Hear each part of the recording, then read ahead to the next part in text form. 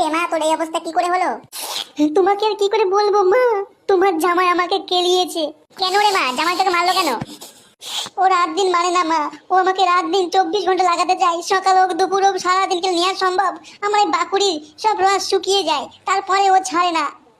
কি বলছিস? তোমার জামাই এত সুন্দর কাজ করছে, তুই তো দিতে পারিস 24 ঘন্টায়। আর দেখ, তোর বাবা লাগাতেই পারে না, আর তুই এত সুন্দর জামাই পেয়েছিস, তাই তুই বলছিস?